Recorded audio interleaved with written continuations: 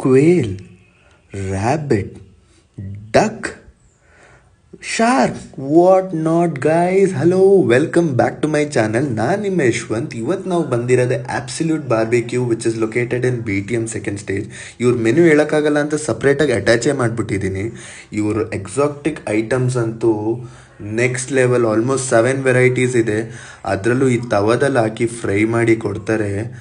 Next level ಇದೆ. ಅದರಲ್ಲೂ first rabbit taste ಮಾಡಿದೆ, ಆಸಮ್ ಆಗಿತ್ತು. ನಾನಂತೂ ಈ ಥರ ಯಾವತ್ತೂ ತಿಂದಿತ್ತಿಲ್ಲ.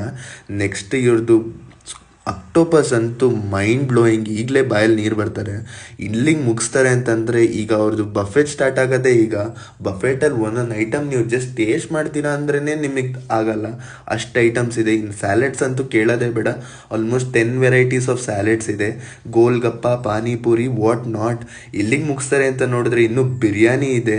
ಅದಾದಮೇಲೆ ಮಟನ್ ಗೊಜ್ಜು. ಅಲ್ಲಿಗೆ ನಿಲ್ಲಿಸ್ತಾರೆ ಅಂತ ನೋಡಿದ್ರೆ ಇನ್ನೂ ಐಸ್ ಕ್ರೀಮ್ಸ್ ಇದೆ. ಇದೆಲ್ಲ ತಿನ್ನುವಾಗ ನಾವು ಹೊಟ್ಟೆ ಅಂತೂ ಬ್ಲಾಸ್ಟ್ ಆಗಿರ್ತಾರೆ. ಇದೆಲ್ಲ ಎಷ್ಟಕ್ಕೆ ಅಂತ ತಿಳಿತೀರಾ? Just at 999 person, and you must try this exotic meats. Thank you so much.